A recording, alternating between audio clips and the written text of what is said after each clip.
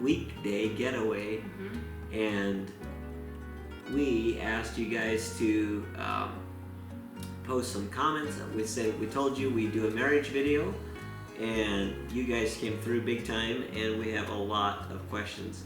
So we're gonna try to do our best to go through them. Yes, we went through all the comments last night and kind of categorized it. So we're not going to actually read a comment. We're just going to, because we kind of bunched them together. Consolidated them. And there was a lot of the same ones, so we kind of tried to group them together.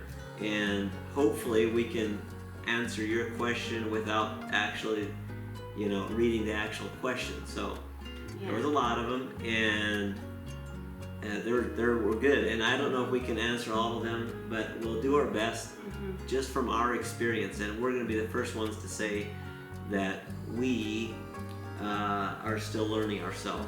Very much so. And we've been married almost 17 years, and we have 5 children, and from ages 14 through 5, with the oldest being twin boys. And so we've learned a few things over the past few years, and so let's just jump in and get started. Okay. Let's do it. All right. Okay, the number one, I think probably the number one question was, do we know our love languages, or what is our love languages? Right. And should we talk about the love languages first, so people aren't familiar with what that means? Right. So let's do that. Yes. So there's this book, and we'll post all of these resources in the description box below. So if you don't know, if you forget, toward the end, just go in the description box, and you'll see all the links. You can just click on that, and it'll take you right to Amazon. And some of these that we're going to show you are actually not on Amazon, but we'll tell you where to get them, so you can find them. But this book is called The 5 Love Languages, and it's written by Gary Chapman. If you have not read this book and you're married or thinking about getting married, you really need to read this. This is one of the most important things that you can do. There are probably several for us very high important things that we did, and this was one of those things. So there's basically 5 love languages, and each person, each spouse, each person, there's even books for children, which if you have children, you should get the one for children, because that's also beneficial. But talking about marriage right now, it basically talks about a love language is, there are 5 love languages basically, and we can talk about those real quick. Words of affirmation is one. Quality time is another one. Receiving gifts is the third one. Acts of service is number 4, and physical touch. And as you read through this book, you will identify really what makes you come alive and feel loved. And Priscilla and I did that, and we realized that if we speak each other's love language, it's usually not, my spouse's is usually not going to be the same love language that I have, so we typically tend to, my love language is acts of service, and I tend to do acts of service to her, and it doesn't mean much to her. It means a little bit, because each of these means something to the other one, but acts of service doesn't really cut it for her. So, and yours? And mine would be quality time. I love when he just spends time with me or does something with me.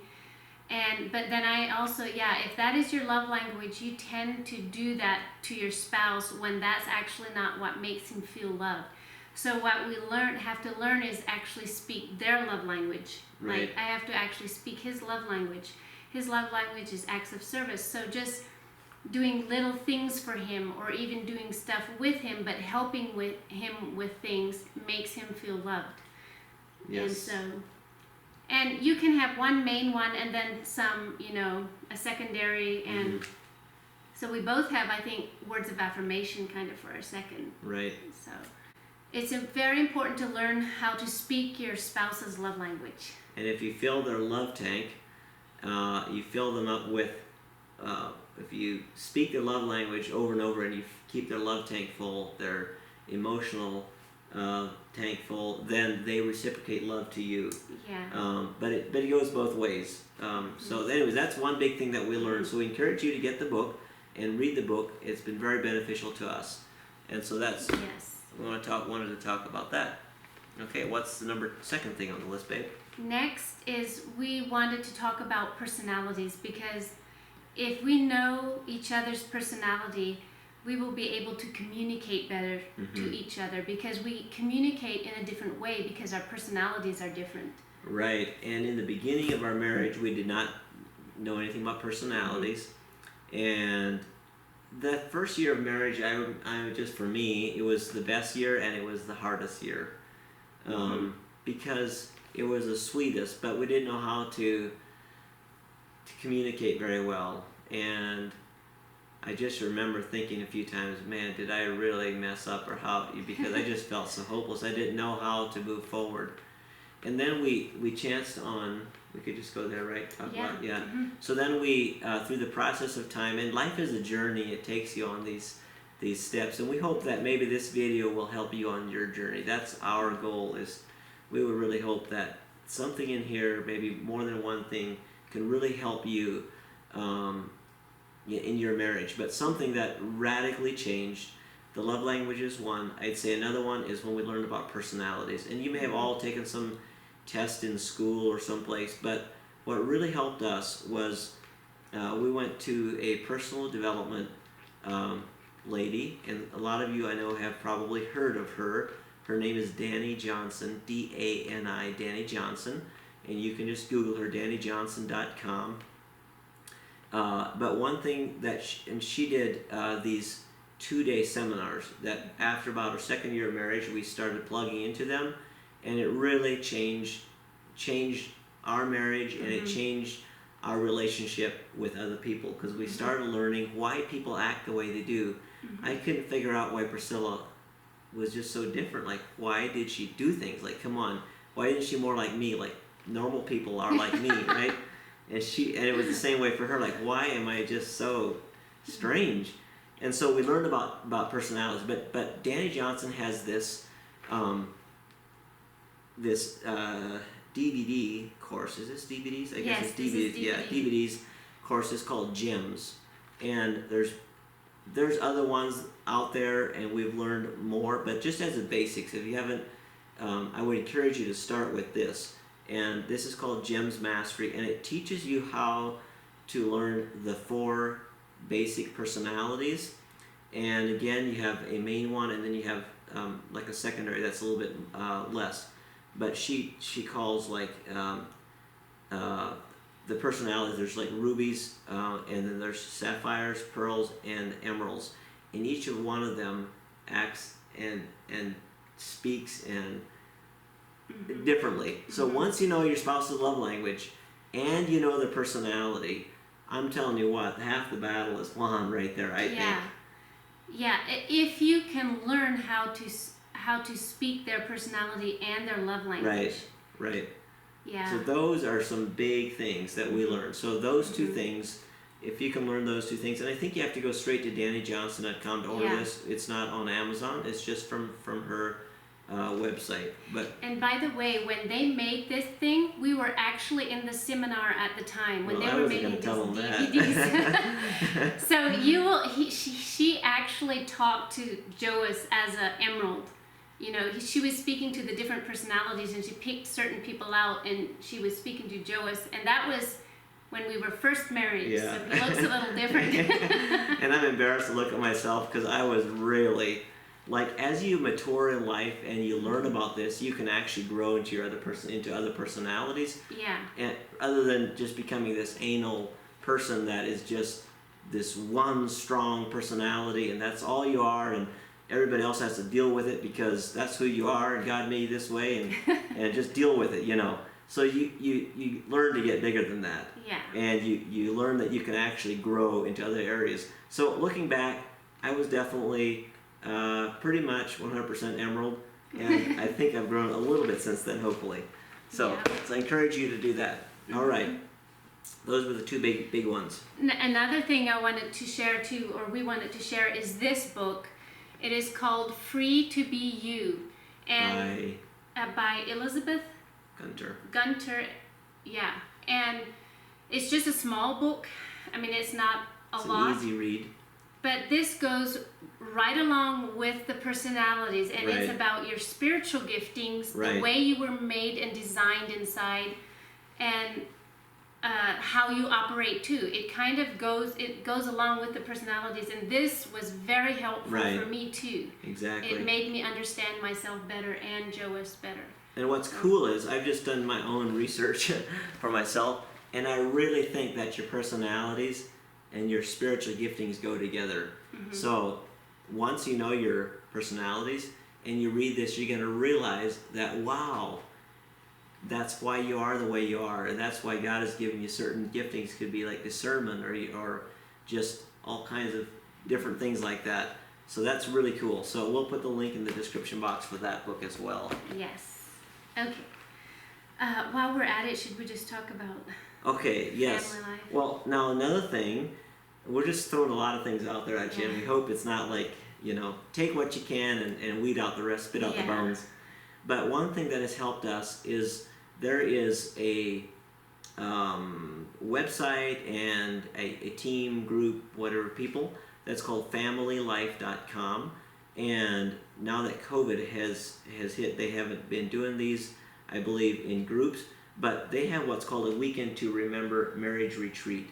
And it's like 3 days, I think maybe Friday evening, Saturday, and Sunday, if I'm not mistaken. And we've gone to a few of those, and they're really, really good. And they teach you just how to reconnect with your spouse. So if you can go to familylife.com, and I'll put a link below, and look what they have available. But they have a lot of resources. They have a lot of marriage books available, parenting books, and just a lot of those type of things. They're really into the family. So that has really helped us. Weekend to Remember and familylife.com. Matter of fact, you can probably even get Gary Chapman's 5 Love Languages on that site as well. And I wanted to say something about that. The vertical marriage book? Was it something else? There was something else I was going to say about that, but it might come to me later. But anyways, familylife.com has a lot of resources, and they have another book that's called Vertical Marriage. Now, we've actually never read this book, but we've heard it's a very good book. And we actually want to get it and read it, but it's called Vertical Marriage. And if we can find it on Amazon, we'll put it in the description box. Otherwise, just get it at familylife.com. It's always good to support ministries like that. Yep. Okay, let's get into it. Right, now we're ready to start the questions. Okay. How to make your spouse your best friend? How do we make each other our best friend? Are you asking me? Yeah. Okay. Well, I think it goes back to learning their love languages and learning their personalities. Right. And once you do that, you speak love to them, and then they reciprocate love. Yeah. The way they receive love. Yeah. You speak love to, I should speak love to you the way you receive it. Right, So, way I yeah. receive it. Yep. So whatever makes him, like, some love languages are gifts. They feel loved when they get a gift. It might not even be a big gift, just a little gift. If you're, every once in a while, give your spouse a little gift, like a surprise gift. That means a lot to someone who feels loved by gifts. Or affirmation, or even physical touch, just touching your spouse a lot. And just doing what you know makes them feel loved. yeah, figure out what that is, and then do that for them. This one? Okay, so for Priscilla. Number 1, marriage advice for a couple getting married. Okay, so we had a couple people ask. Yeah. Apparently they're thinking about getting married or engaged or something like that. So we just said, what are some things that we did, or that we wish we would have done? So go ahead. Right. Yeah. What are some of those things? Going into marriage. Going into marriage, I think it's very important to know your guidelines or your impurity, and just how far you want to go before marriage, and Actually have a conversation about yeah, that. have a conversation about that, and stick to it. And like for us, there was no sex before marriage. It was No kissing. Yeah, we decided to save our first kiss till our wedding day. So that's what we did. You know, it's so easy as young married men, people know, men and girls, that once you start, it's hard to stop. So we just said, you know, let's put the brakes on early on. And this might sound really crazy to you, and everybody's love story is different. I want you to know that don't do this because, you know, we do it. But there was benefits to it. The other thing we decided that we were not going to even touch each other a certain amount of days before our wedding day, because we wanted it to be like real exciting and amazing, and it was. How was it, a week? It was 2 weeks. 2 weeks. Yeah. So we did not hold hands. We did not do anything for 2 weeks. Now, believe me, that was hard. It was. But on the wedding day and the wedding night, it was awesome. I'm just telling you. Yeah, it was. It was amazing. Yeah. It was electric. So, I'm not saying you have to do that. That's just what we did. But sorry, I was asking you the question. It just makes, for me, I think it would just spoil it if we would just allow anything and everything. And we wanted to walk in the biblical way. And but it just made it so much more exciting for when we got married. You know. Right. Okay, so we talked about purity there. And so I think it would be very good to do some premarital counseling, but we didn't do that. It wasn't really available. Yeah, we didn't do that. But I think it would be very good, especially from a godly counselor, just like that gives counseling for marriage. I think that would be very good. Okay, and also just to talk about even before marriage that divorce is not an option, that you do not have a back door to walk out of after you're married, that you are determined to whatever it takes to work things out. Yeah, you know, so that was, I guess, for us, we just made that decision early on. It was not going to be an option. Like, I don't care what. It just was not. I'm going to work through anything. I'm going to make it work. Okay, maybe I'll be mad for a day, but in the end, you know, we're going to get together again. So we just decided that, you know, for us, there's nothing like incompatibility. We're just going to do whatever it takes. And so I feel that if you do that, if you make that commitment and your spouse makes that commitment, you can get through difficult times. Dry seasons in your marriage. right. And maybe you need help, maybe you need a counselor.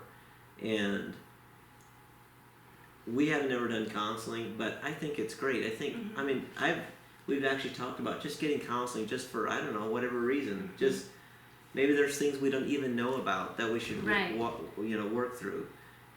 So I think it's great if your husband or your wife encourages you to do some counseling, go take some godly counsel. I think it's great. I've heard so many wonderful stories about that. Yeah, and I know that there are some marriages where you go into marriage and you have no idea that there might be abuse in it.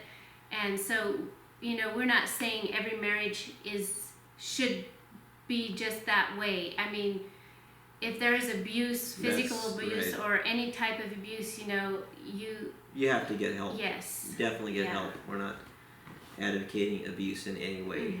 Next. So, are you asking me that one? Yeah. Okay. How do we handle disagreement or conflicts? And there was quite a few of you that asked that question. Yeah.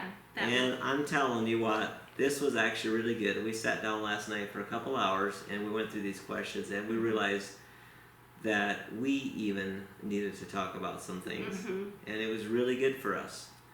And we did talk through some things. We actually did. We talked through it better than we ever did in all of our marriage, I think. I think so. So that, your questions were really good for us. So we talked about disagreements and conflict. How do we resolve them? And the answer was we didn't really have a great way. And we talked it through how we can do it better. So I think, what did we decide? I mean, I don't know. For me, it's like the worst thing in the world to have disagreements, but I'll just be honest with you. We operate differently. So if there's a disagreement, or a conflict. Disagreements are sometimes not. No. We're okay to disagree on something. Right. Disagreements are not that big a deal. It's conflict, I guess. So if there's conflict, I tend to want to shut down and I want my space. And Priscilla wants to talk about it and to resolve it right away. And so this creates friction.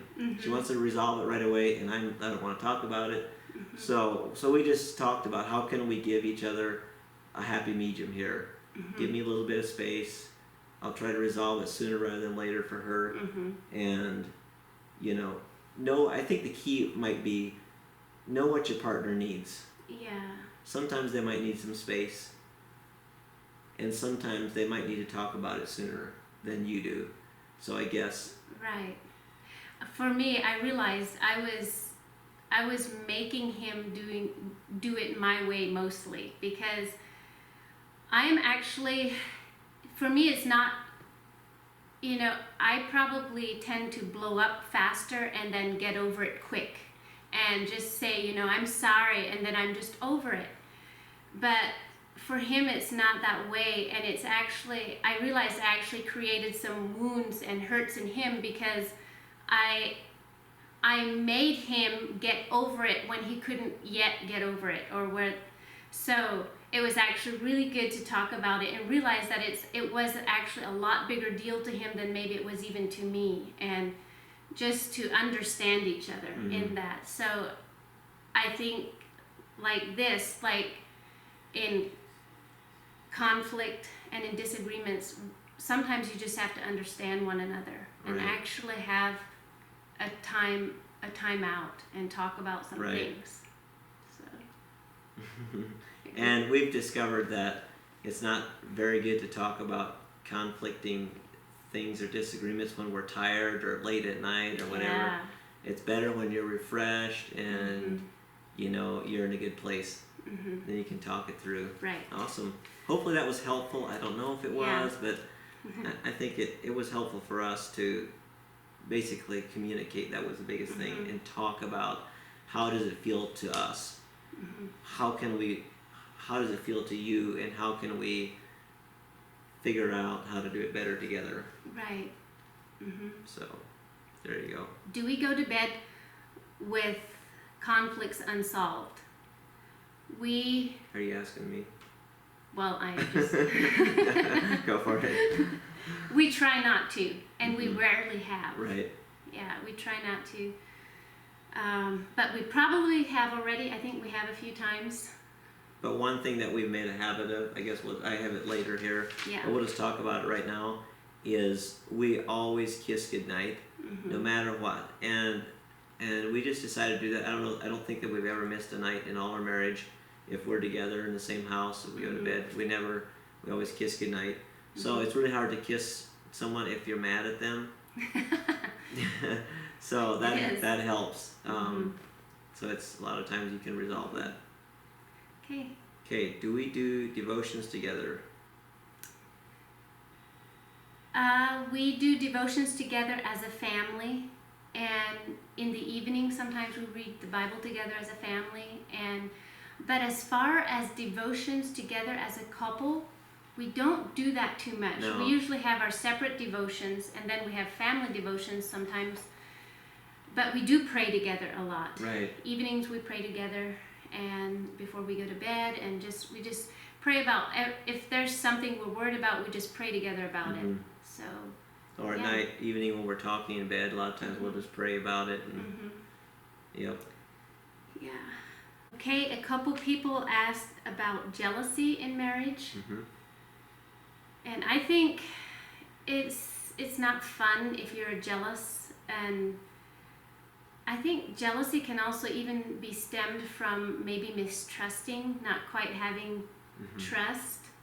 And I know I've struggled with that a little bit, but not too much.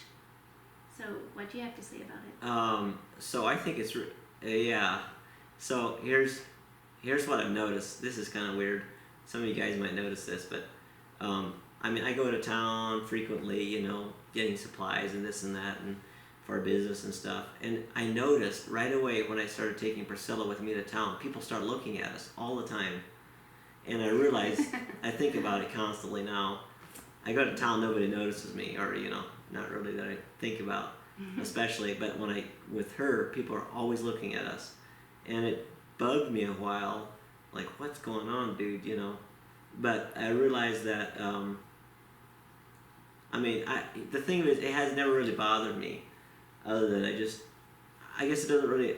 I don't know. It never bothered me because I know, like, Priscilla's like. I mean, she I don't know how to even say it. It's like she's almost like oblivious of it. So, and it's just like she doesn't even notice it. She's naive. She doesn't not naive. I mean, she just it means nothing to her. She like laughs if I say something to her. Why are they looking at us? She laughs and. Well, I think he realizes my personality isn't to get all, you know. I just naturally don't. I mind my own business. I don't. Yeah. You know, I'm not. So I guess for me, I'm secure in her love. I don't know if that's. I mean, I realize she's not looking around, and I'm not looking around, and it doesn't even bother me at all. So I think what it would be is good is if we know who we are as a person, if we're at peace within ourselves, and if your spouse is at peace, I don't think you really have to. Like, I'm not looking around for another woman. I'm not even looking, and so there's nothing to be worried about. And I know she isn't either. So it's like there's just not really an issue there. Yeah. It's not fun to be jealous though, and I think you want to work with that. You know, not to be that way, because if you're jealous, you can actually cause the other person to almost do the things that you're jealous about because you're so into that and watching and looking over his shoulder or her shoulder, you know. And I think just to back off and be able to trust if you know. Okay, something special we do every day. Well, we talked about we kiss each other goodnight, and we always kiss we always kiss each other goodbye. Right, in the mornings when we leave or whenever we go out the door. Yeah. Okay. You want to read this one? And this one? Yep. How did you know you wanted to marry each other? Well, for one, I liked him. I met her. You have to go back and watch our video called what? Our love. How we met, our love story. I think that's what it's called. How we met, our love story, and that explains. That explains the whole story. It all. Yep. So you have to go back and watch that. Yes. And date night ideas.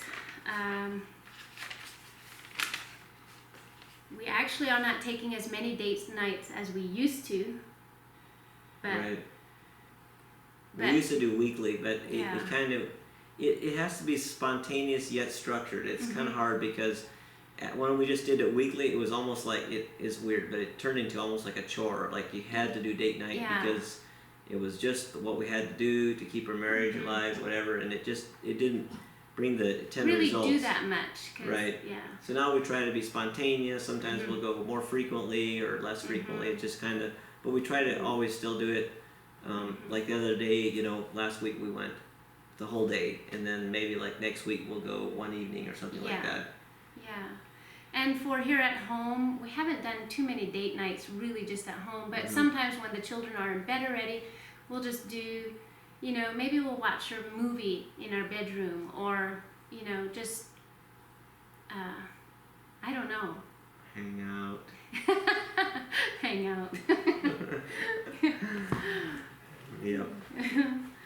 Okay. Family rifts with in-laws. Somebody asked, do we have family rifts with in-laws? Break down your feelings with each other.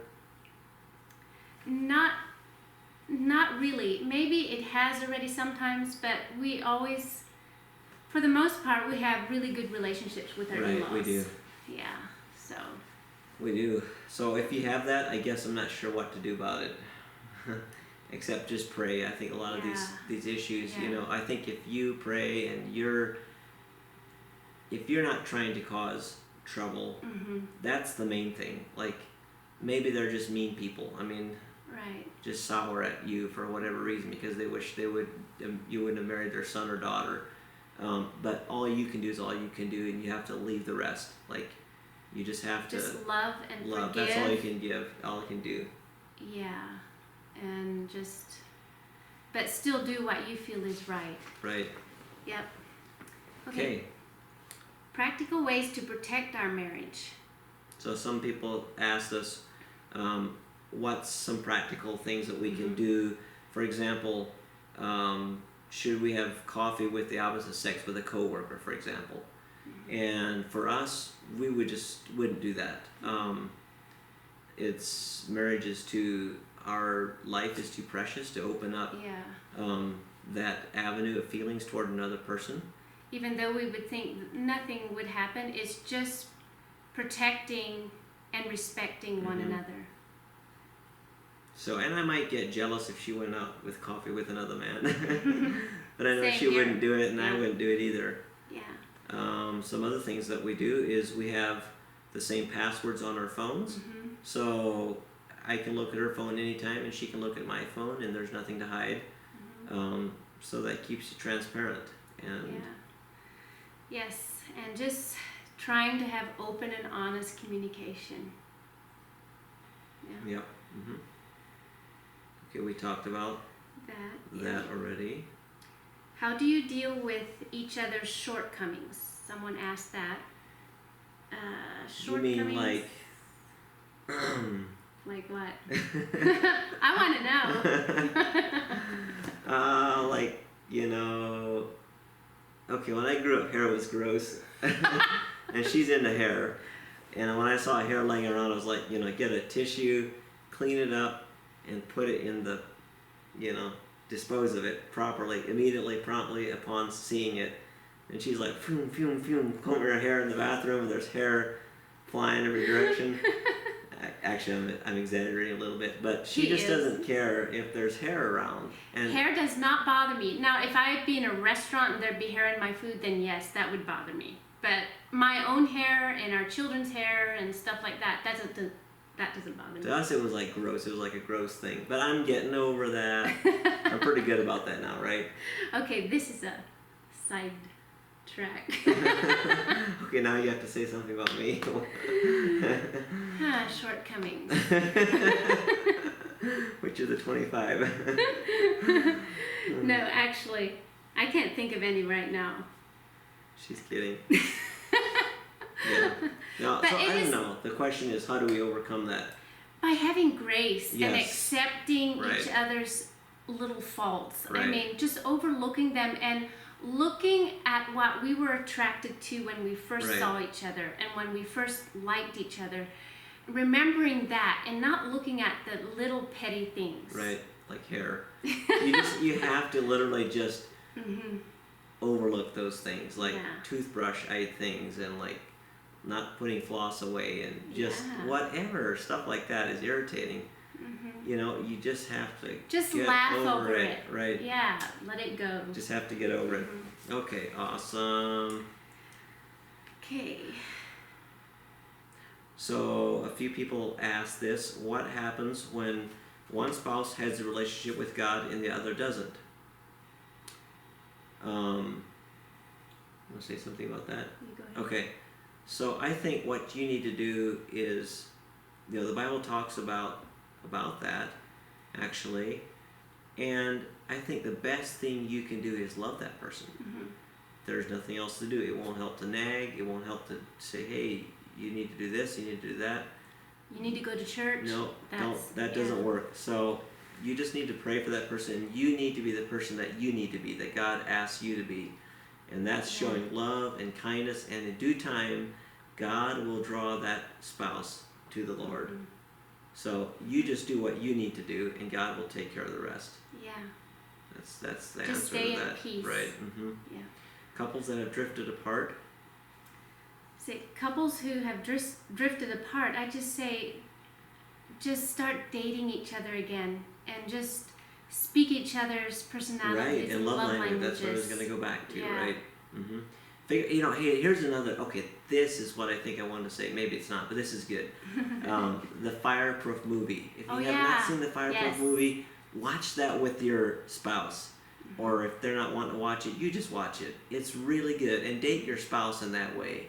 Figure out what they want, what they need, what would fulfill them, and you do that. But watch Fireproof. That's a really good movie. Yes. Great.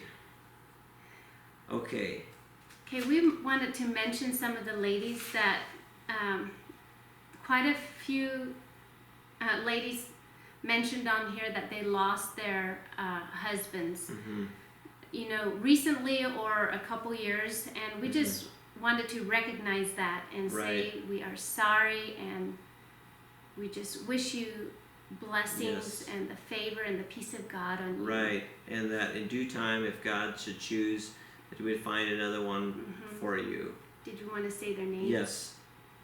I'm not sure how to pronounce that. So the first one is spelled Paivi. I'm sorry, Pavi. I don't know. You may be from another country or different nationality. I'm not sure, but just peace be on you. And then there's Mary and Lisa.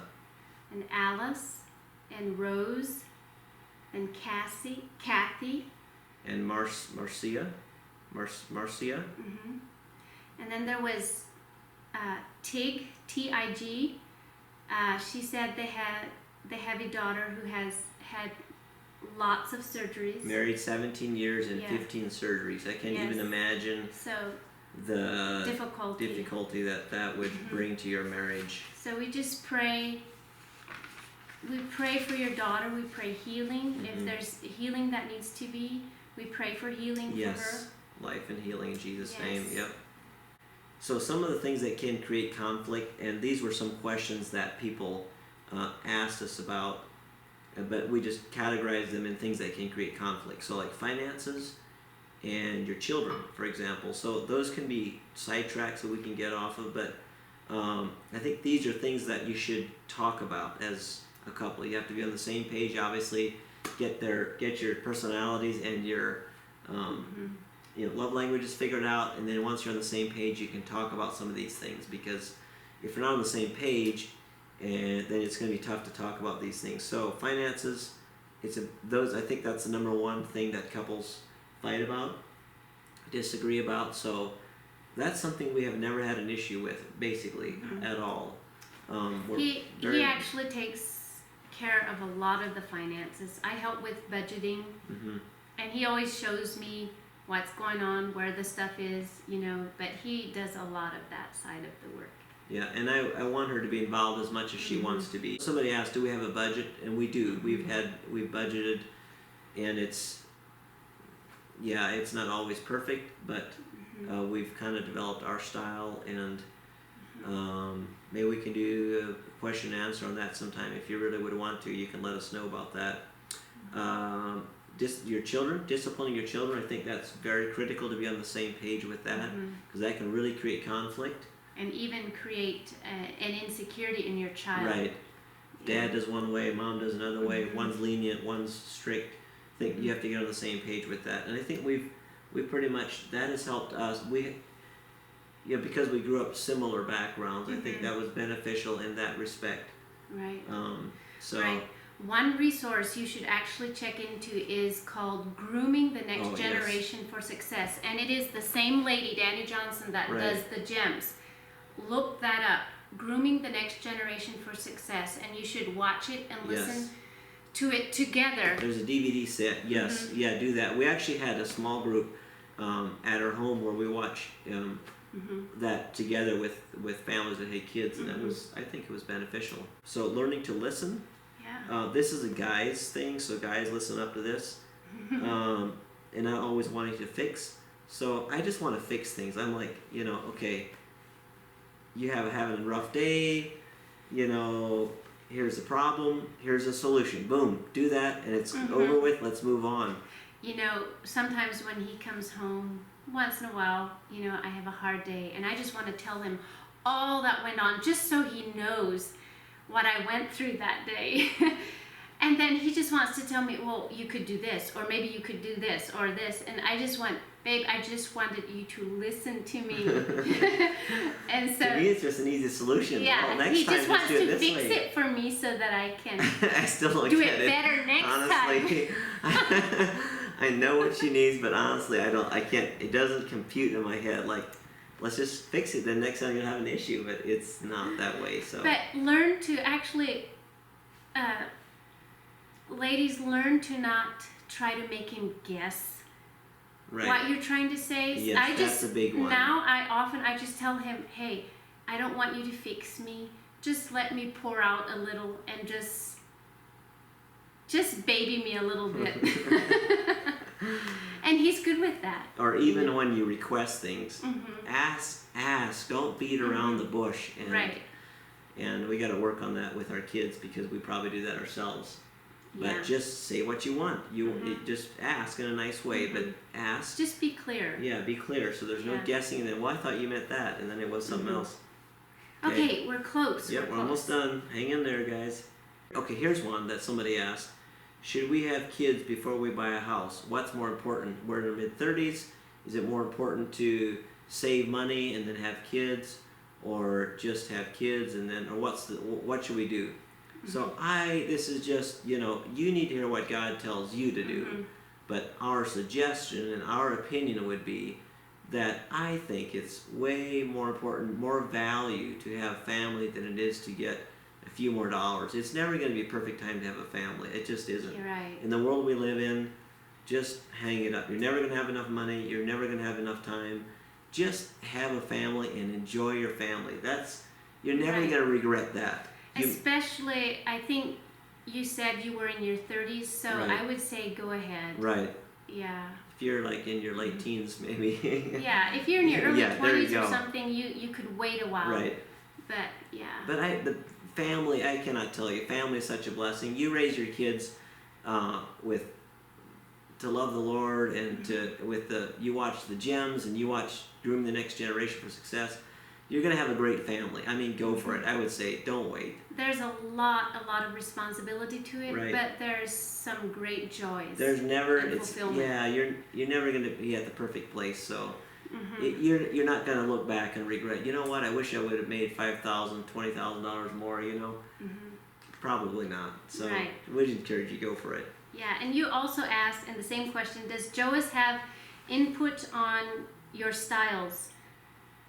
What to his clothes. Yeah, what to do if your husband doesn't like it, like the colors maybe, and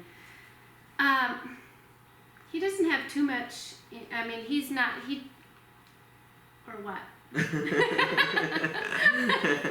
You were looking at me like. Well, honestly, I like clothes that are just. I mean, I want them to fit. I want them to be comfortable and functional. And she likes clothes that are style, as you all know, and they don't have to be comfortable necessarily. She goes more for style and color. But the question is, do I mind if she does that? So yeah, there are times when I'm like, babe, you know what? Tone down a little bit. Actually, but I actually.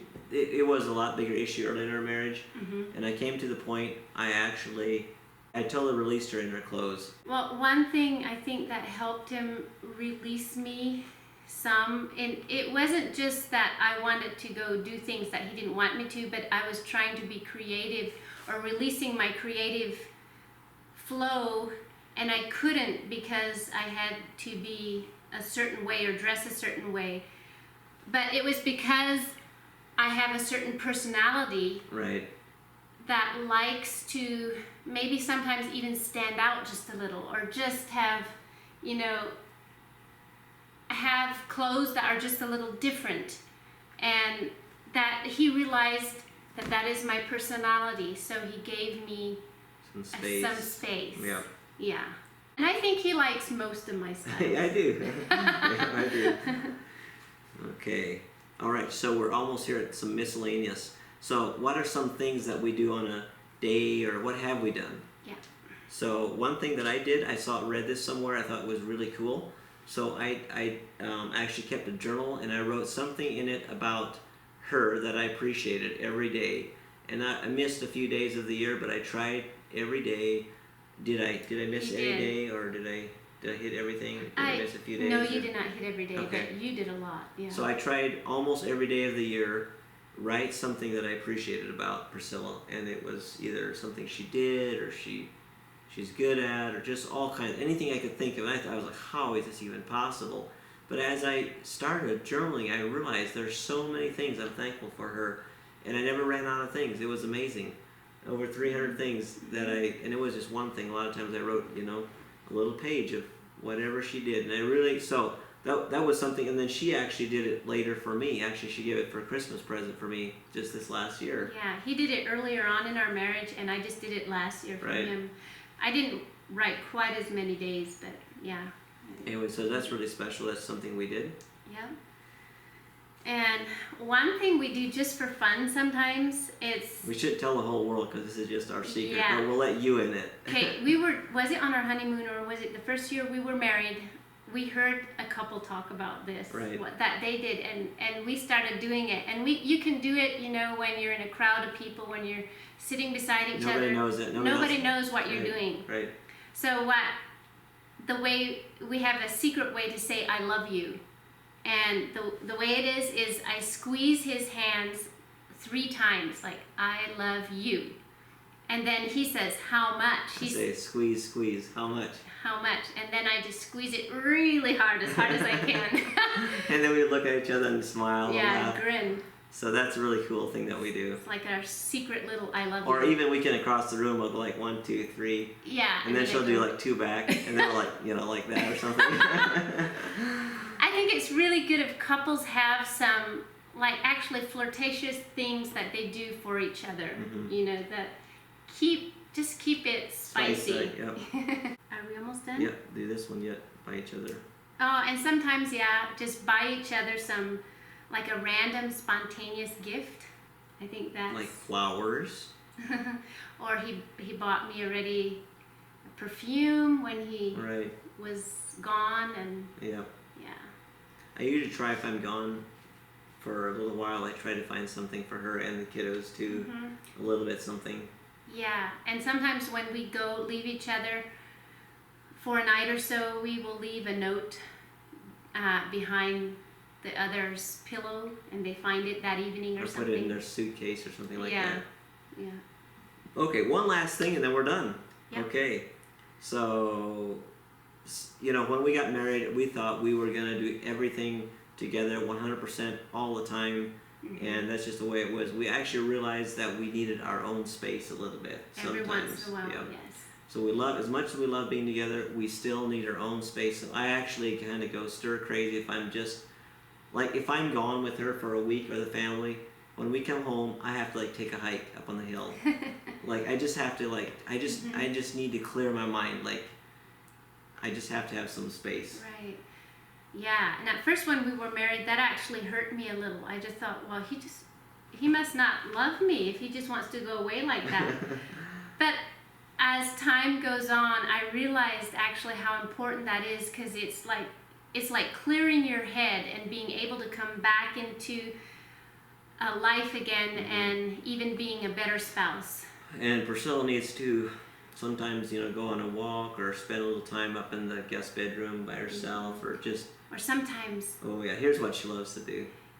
I go with one of my girlfriends or my sister, and we go to Kalispell and we have a shopping trip. And go to coffee and just chat. That does not sound like fun to me at all. Oh, that's so much fun. Okay, wonderful. Well, I think we're basically done. We are. If you made it to the end, I'm impressed. Right, we hope this was helpful for you, and we hope you enjoyed it. Share this video if you enjoyed it. Yes. Comment below. Yes. We look forward to reading your comments, and we look forward to making a bunch more videos. Yes. I think we had fun. Yeah, we did. Okay. God bless.